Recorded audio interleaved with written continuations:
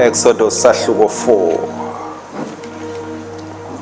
Exodus sahluko 4 sitocala ku verse number 10 siye ku verse number 17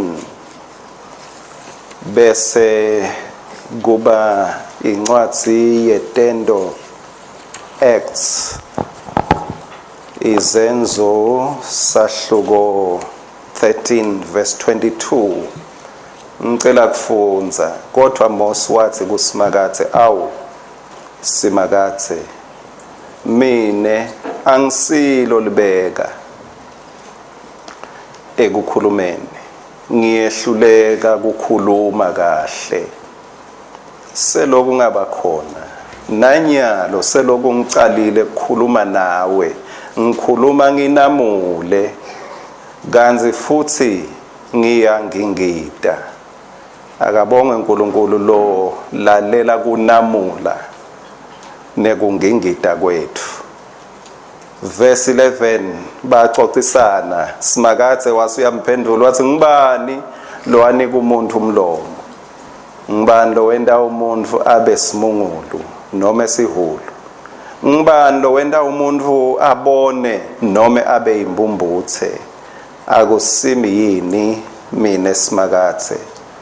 Verse 12 hamba nyalo ngiyakukusita nase ukhuluma ngikutshele ukuthi utawukhuluma uthini. Sihloko sami sithi uNkulunkulu utakusita kuthi ukwende konke lafuna ukuthi ukwende. uNkulunkulu utakusita. God shall help you to accomplish all that he wants you to do. uNkulunkulu utakusita.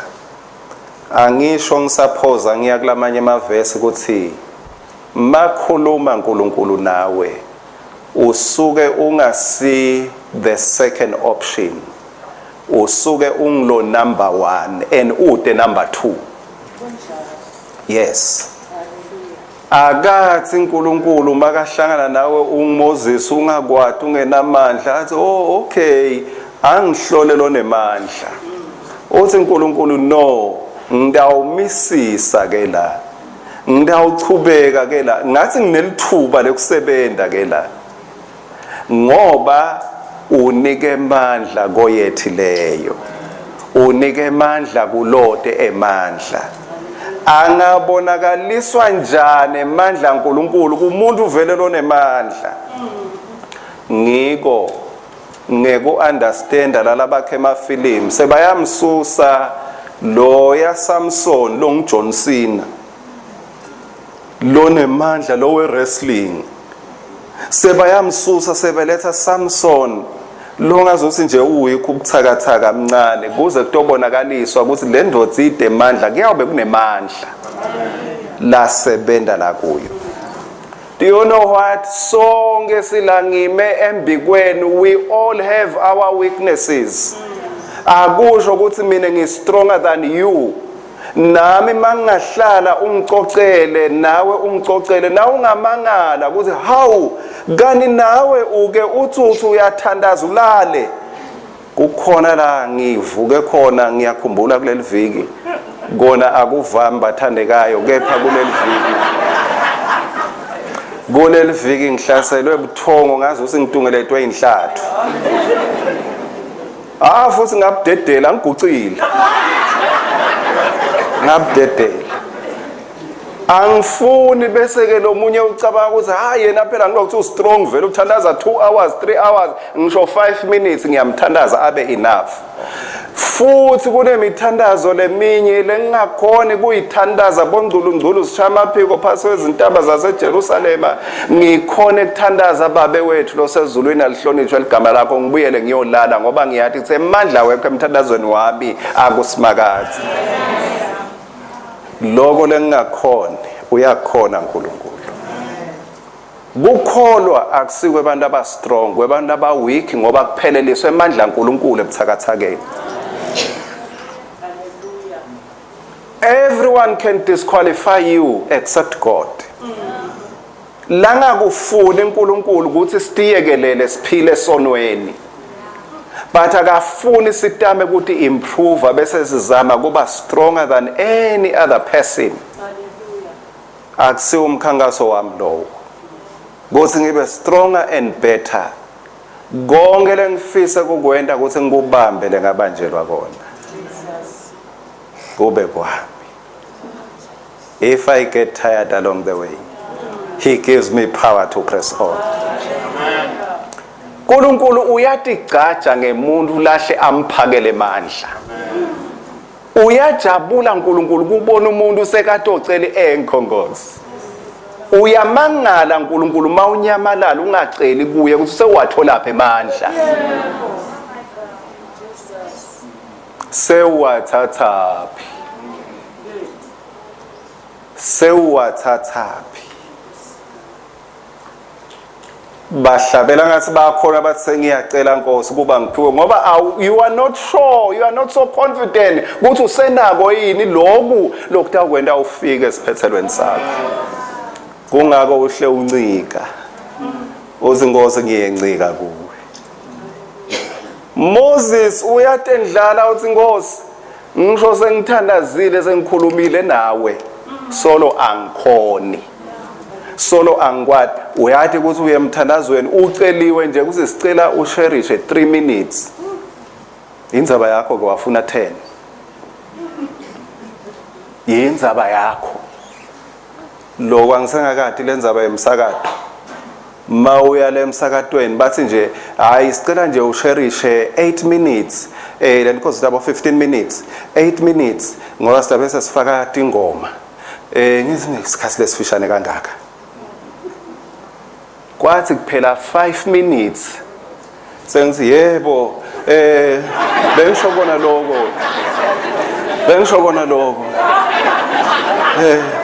lokho ngoba 5 minutes yindzaba lithuba kokwaNkulunkulu ngisho lijimele kanganani ukhanza ukuthi you are still weak noma sewukhulumile uthandazile bakunikela iviki ukuthi ungazila uthi mawehle kuzilene uthi sewuyakona uthi ningapostpone yini bese uyabona ukuthi I cannot change it sengiyacela Nkosi kuba ngiphiwe. uNkulunkulu kuyamjabulisa kuphakela abantu abakhe emandla koyethileyo ngoba it keeps you in touch with him. Ngoba mzukwana utati ukuthi unemandla niyawulahlekelana nemdala. Uyawugalela ngemphini lizembe lingasekho. Moses uthi Nkosi sengikhulumile nawe but ukucoca nawe akashintshi lutho. Ngiyanibongela nine hayi ukuthi maybe sonke isikhathi kube khona nje i-attention lethithe uNkulunkulu lakhweba ngayo but ngiyanibongela manje uthi emthandazweni uve mandla kunyakada. Ayi mina kanginyakade. Uve umlilo, uve fire of God is working. Mina nguve umlilo. Uthi Moses Nkosi sengikhulumile nawe anginyakadwa ngilutho. Lolwimi lwami sola ngikhona Nkosi yize ngikhulume nawe.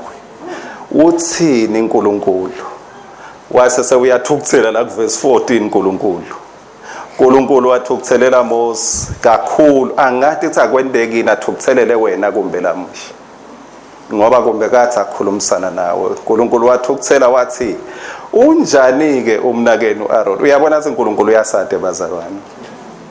Wathi nabo umnakethu unjani ke umnakeni uAaron lo ngumlevi ngiyathi ukuthi ulibeka ekukhulumeni ngiyamathi ukuthi ulibeka yena empeleni sewusendleleni utekuhlangabeta sengimchubulutile ngoba ngifuna ukwendela ngifuna kwena utekuhlangabeta utawujabula kakhulu enhlitweni yakhe nakakubona. 15 wena ke ubokhuluma naye umtshele onke amagama lofanele kuwasho. You are not a public speaker, you will speak only to him and he will speak publicly. ngiyawunisita nobabili ekukhulumeni. Awu nalolo lichala udzinga lusito. Yebo. Ngiyawunisita nobabili ekukhulumeni. Nginitshe ubusiwe lo satshelwa nguSimakazi. Lona indlebe yekuva athi ngitshelwe nguNkulunkulu. Nginitshele.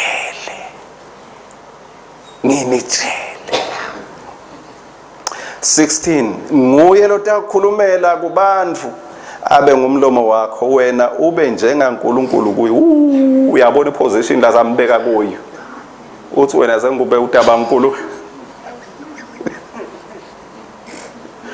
uNkulunkulu esigange nje qom iposition so uNkulunkulu. Awungize ngadadisha isikudalwa njani? Hayi so nguye. Ena ngakusho uNkulunkulu. So it becomes. Ngisho endleleni esigangeni. Azango sibengisengakaze nga-exercise nga-practice sewungoyi. Sewungumphathi. Nkosi ngiyashiya sewunguye. And uNkulunkulu makasho usuke angakuchance. Usuke angakulingi. Usuke akusho futhi akwati ngalokuphelele. Liverse legcina lithi kodwa ubothatha lendvuku yakho. Uhambe nayo. Utakwenda ngayo imimangaliso. Kodwa ubothatha lendvuku. Utawukwenda ngayo. Utawukwenda ngayo. Wonke umuntu uNkulunkulu uyamnika lithuluzi latawusebenta ngalo. Uyamnika likhono latawusebenta ngalo. Lonke likhono, onke emandla, sonke skill, lonke lwati lonalo lusebenzisele uNkulunkulu, ungalahli. Ngisho noma ngabe kupolisha sicatfulo, polisha uhambe umisa abantu bapolishela upolishela uNkulunkulu. Konke lona likhono lako uthi uNkulunkulu ungakulahla, hamba nako. Akube indvuku yakho latayisebenzisa kwenda ummangaliso ngayo. Ungambuta Samson, angakutshela Samson ukuthi mina uNkulunkulu wangikhomba nje umhlathi wembongolo 1000 webantu bafa. Awukwati lokungendiwa uNkulunkulu ngelikhono lelikuwe. Ngelikhono lelikuwe. Kuloko la kuphe kona, use it for his glory. Use it for his glory. Makuphe umcondo uNkulunkulu kuthi ungafunza uthi mawuthi kuvuleke tini funza uzufunze. Ngoba kuleyo journey yakho leyo ngilata ukhadimliswa khona uNkulunkulu. Sitawubabona labanye la imisebenzi yabaapostoli 13:22 uNkulunkulu asamkhiphile wabeka Davide, asamkhiphile Saul, wabeka Davide waba inkosi.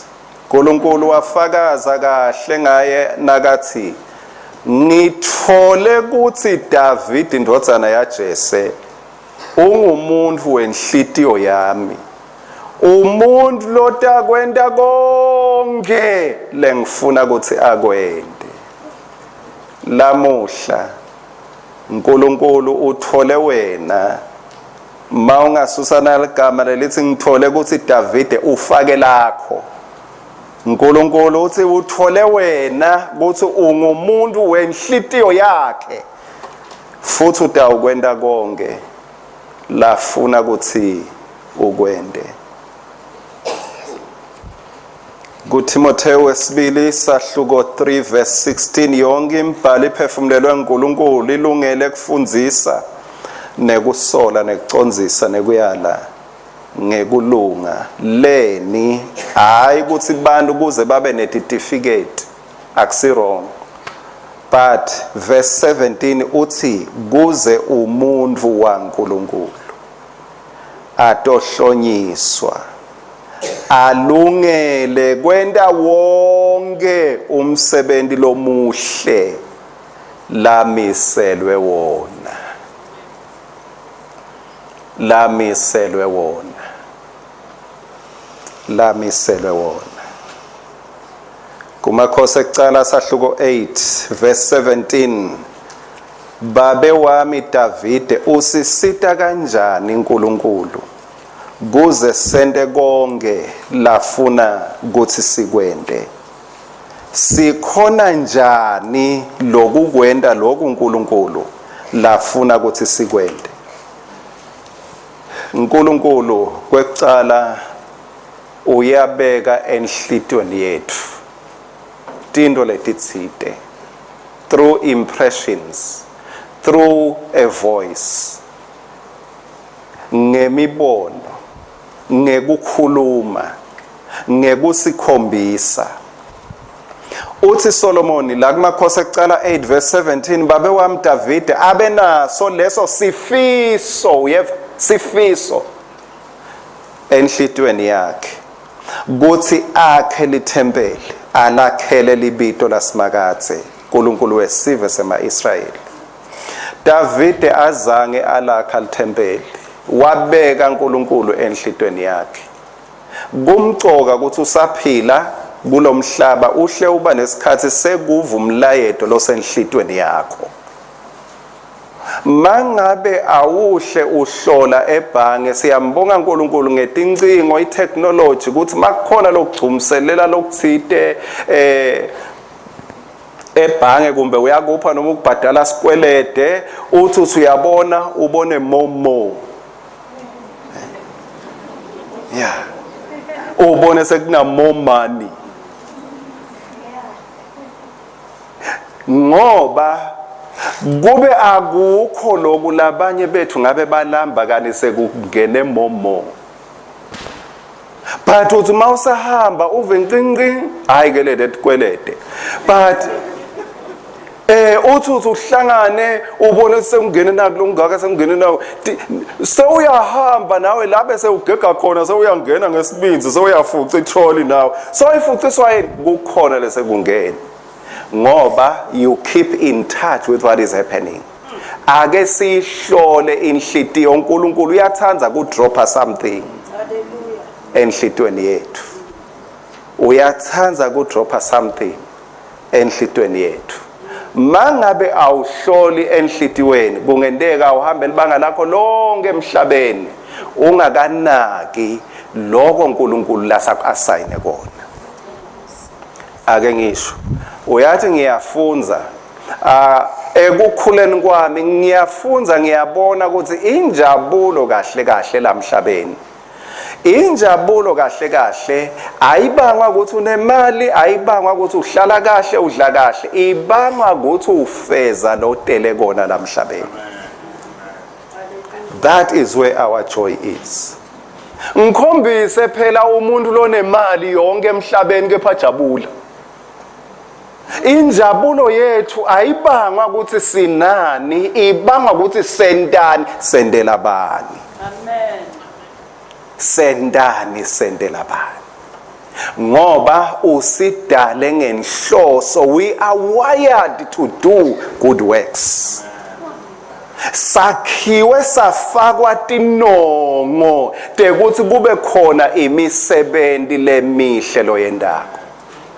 Ijeni luhambo lwakho ekholweni ungalukali ngeminyaka ukuthi sewumkhonde kanganani iminyaka lemingakho eNkulunkulu, ungalukali ngekuthi worshiphe kanganani waze wajuluka noma wahleka noma wakhala.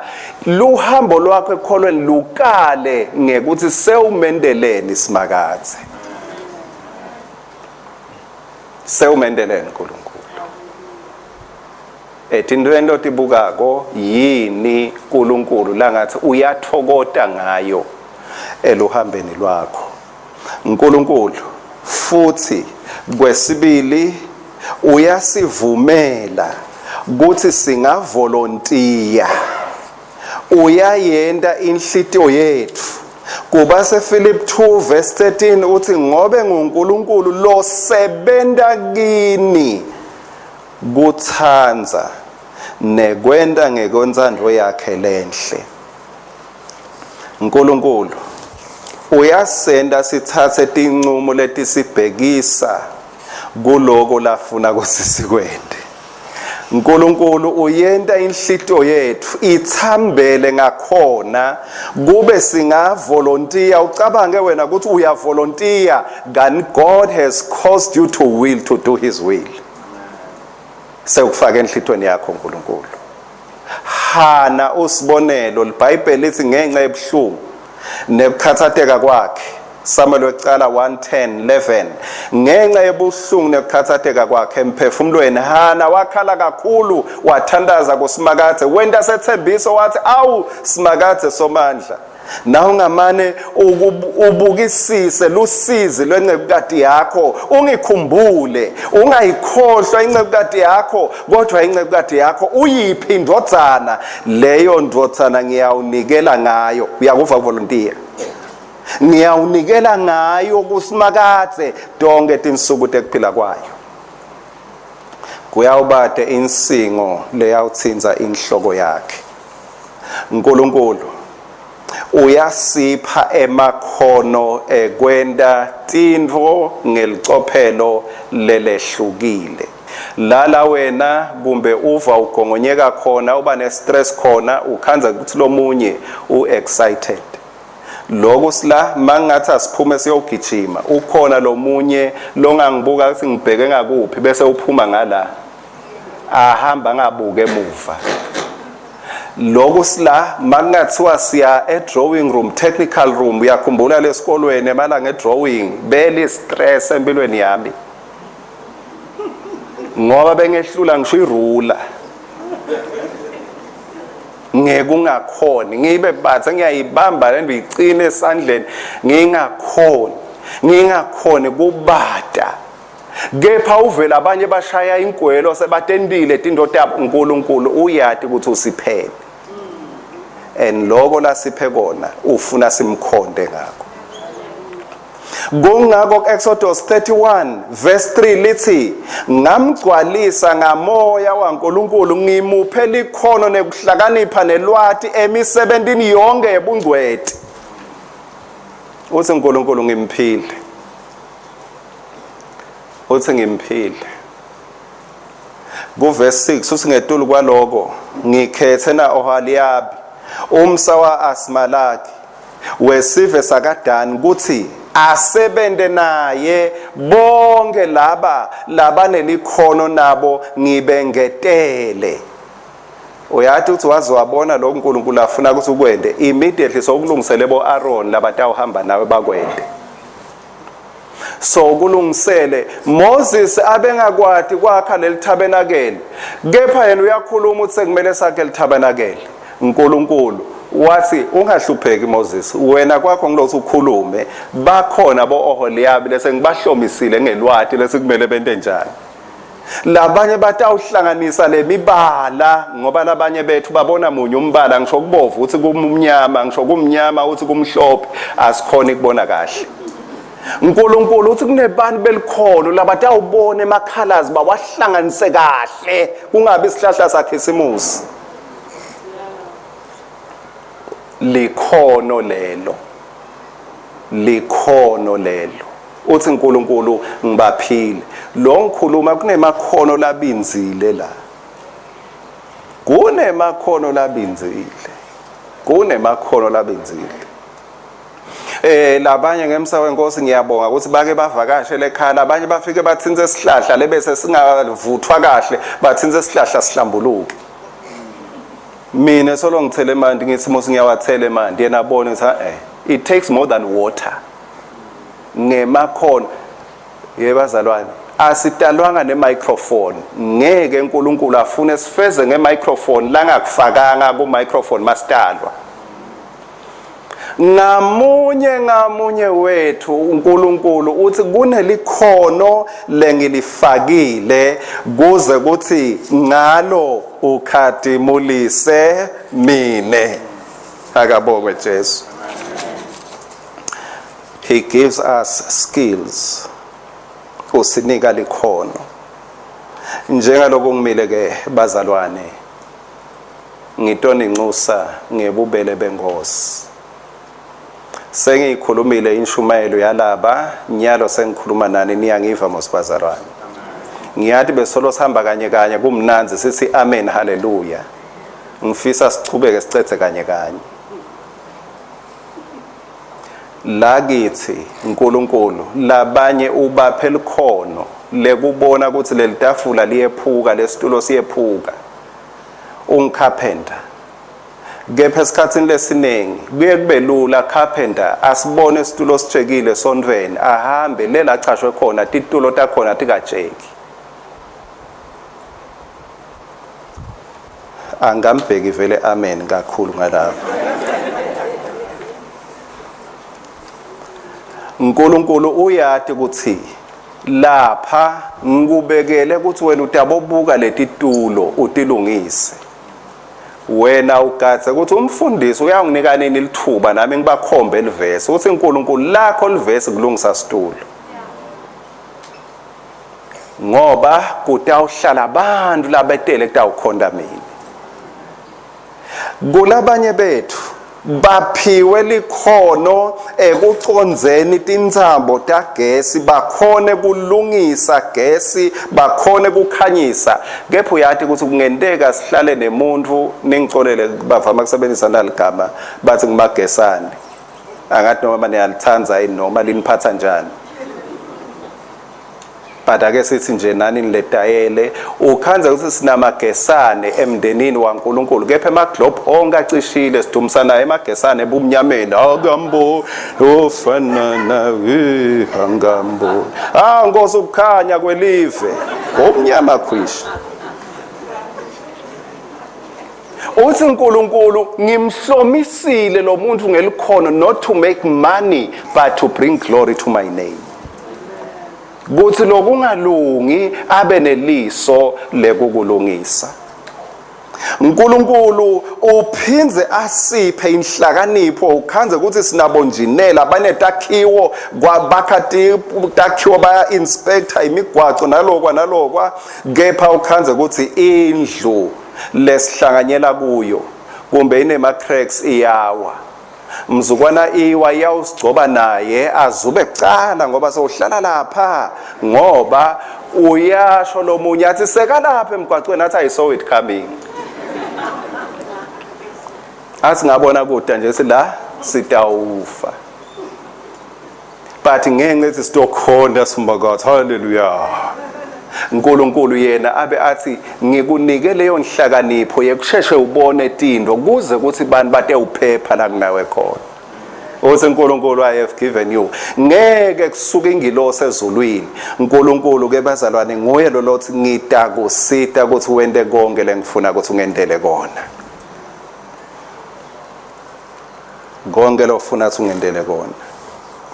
Angathi ngisho kahle ni occupational health niyayathi into lenjalo. Letino tabo safety.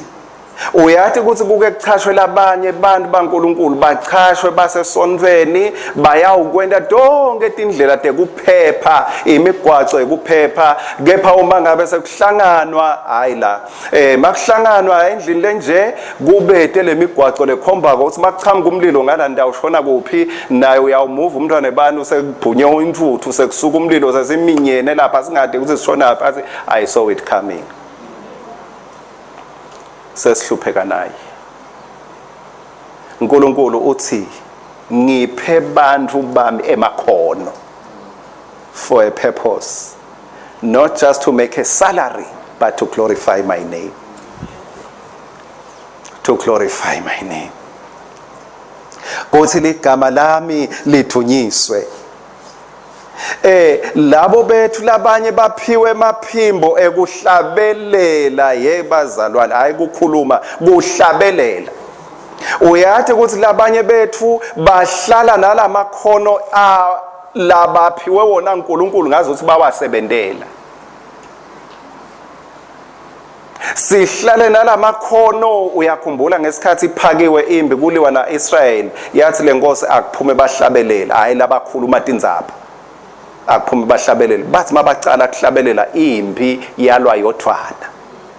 Sonke isikhathi mawendi assignment yakho kunemandla lakhululekako kwendeke umsebenzi.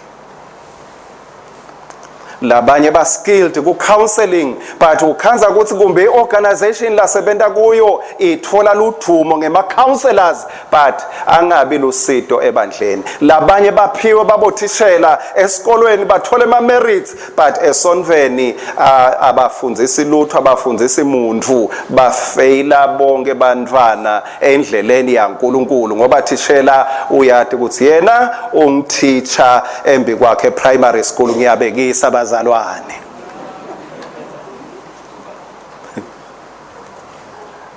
Labanye bethu baphiwe limasela financially to share their treasure for the extension of the kingdom of God. Konke lesiphiwe kona uNkulunkulu uyathi ngeke afune ube nelimasela emnothweni bese ukwenta uyashayeka. Waba nako, it's not for the bank, it's for his kingdom. It's for extending his kingdom. Jesu usukela imbongolo lebe ingasebenzi ngalelinye ilanga. Uthi ngilandzeleni kunembongolo leboshiwe. Inkosi ifuna kuyisebenzisa. Angathi yini lena lo ibophile nawe kumbe uhle uyibuka nje uyithi ngeliso, uhle uyibukela khisimusi. Uthi athi Jesu ngifuna ningikhululele lembongolo. The master wants to use it. Ekugcineni umthandazo wethu ngicela usimela abazalwane.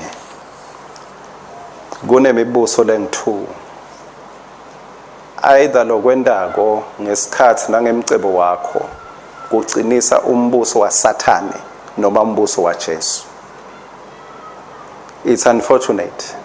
Your time, your treasure goes either to God's kingdom or devil's kingdom. Kungendeka sikhathi sakho nemcebo wakho ucinisa exactly lo lengishumayela against kona. Mangabe uNkulunkulu akafuni kweba nekuhleba kumbe wena upromoter kweba nekuhleba. Kusho ukuthi asibuthi kanye kanye, ngiyabuthi uyasakata. Ingitho imbuso.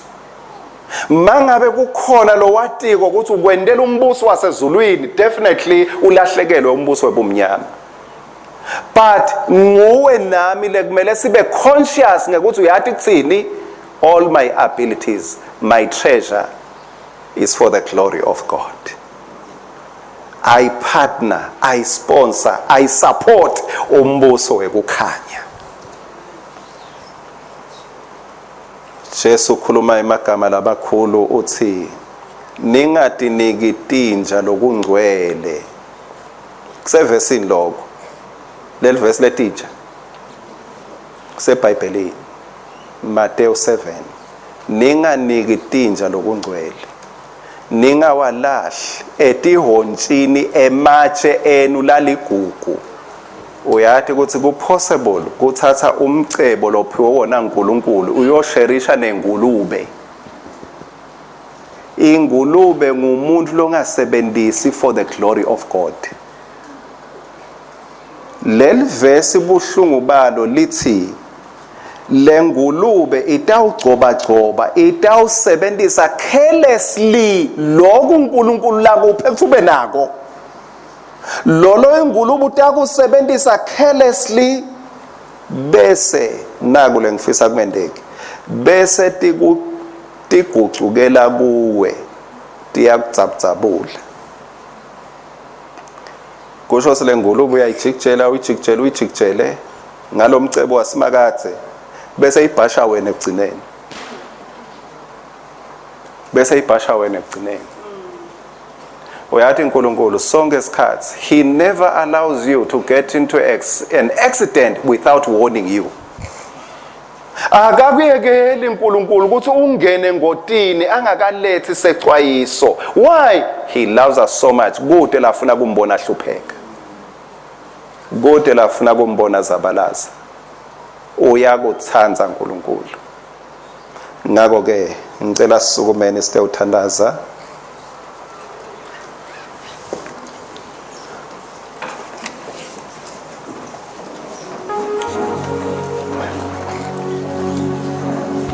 Ngiyambonga uNkulunkulu ngaJesu ukuthi noma ngabe uyakhathala endleleni uyapha emandla koyethileyo.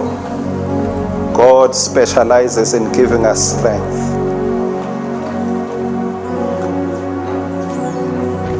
Oh, hallelujah, hallelujah, hallelujah.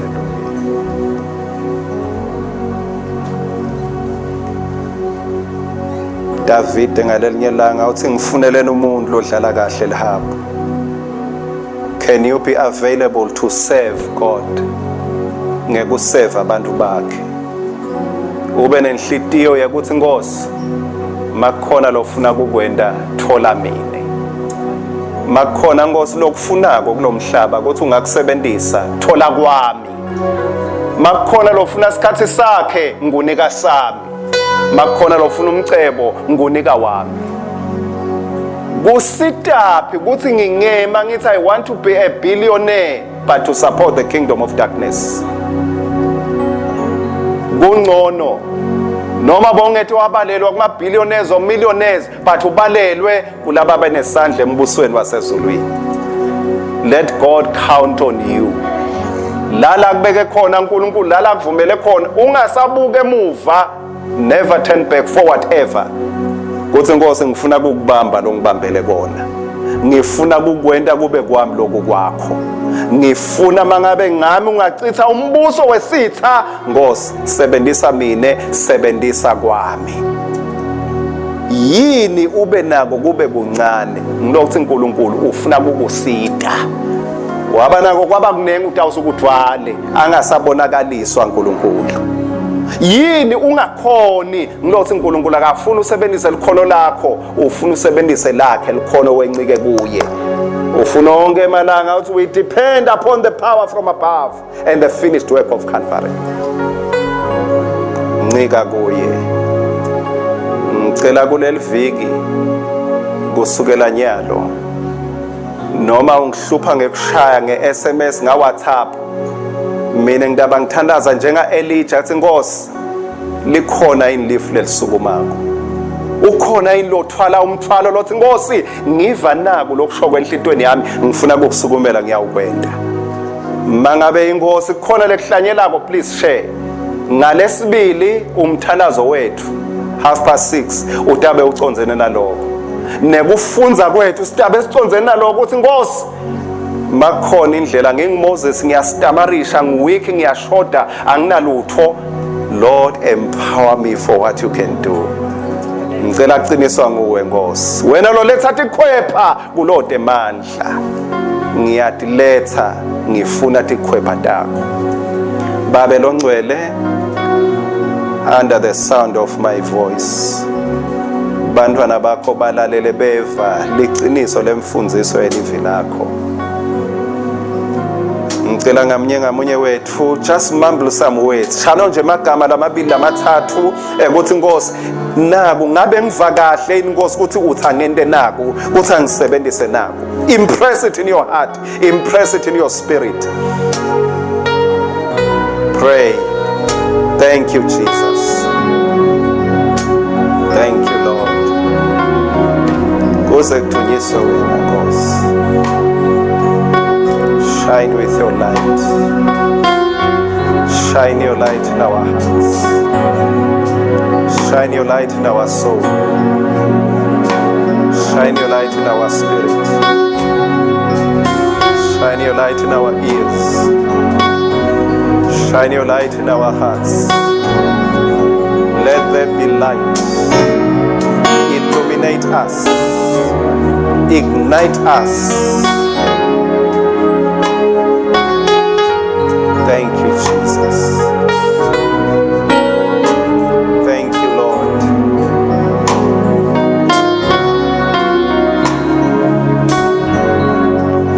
Thank you, Lord. Thank you, Lord.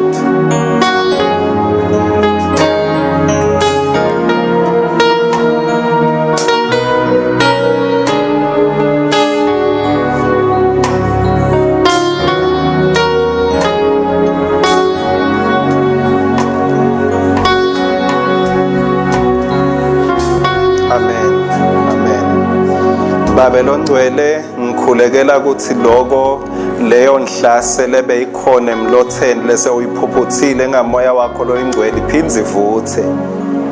I pray for clarity kuthi lokhu bekile enhlitweni kube ngiko Nkosi lokuba louder and clearer as the day goes by, as the week goes by, kuze kuthi kucithwe imisebenzi yalomubi Sathane labe sekagiye ngayo kakhulu.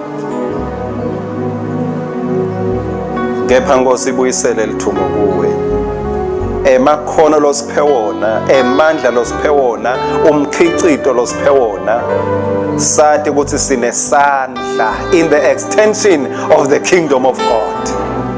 Ngako konke lokuhle ngoba tipho letinhle tivela kuwe.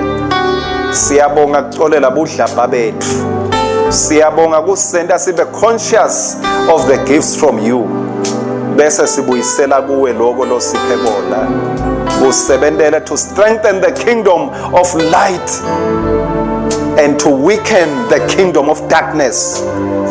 I pray, Lord, that there will be repentance in our hearts so that we don't empower the kingdom of darkness. Kepha Nkosi sibe sandla to empower the kingdom of light and of your Son Jesus Christ, now and forever be glorified. Ngiyathi ukuthi singawenda umsindo kepha asiwende ngemisebenzi lesinikela kuyo, imisindo lesendela yona uNkulunkulu ngemandla ethu, ngesikhathi sethu, ngemicebo wethu lokho lesikhethile. Mangabe kukhona nyalo lobe nako, please make that decision and commitment. Write your name, write your number. Kuze kuthi sithe bese siba naso sikhathi sekusitana, sekufundzisana, sekucinisana, and to say go and do what God wants you to do. Babylon Ngcwele, as we part, receive our praise and our appreciation to you. Let there be peace. Let there be life. Let us flow like a river, passing life wherever we go. Akube neliphunga lelimnanzi lekwati wena nekubusiseka lapho sichithekela khona ngamunye kusukela kulabadzala kuya kulabancane bethu, ngoba umbuso ngewakho nemandla nebukhosi phakade naphakade. Asimnikete lithumo uNkulunkulu wethu lofanele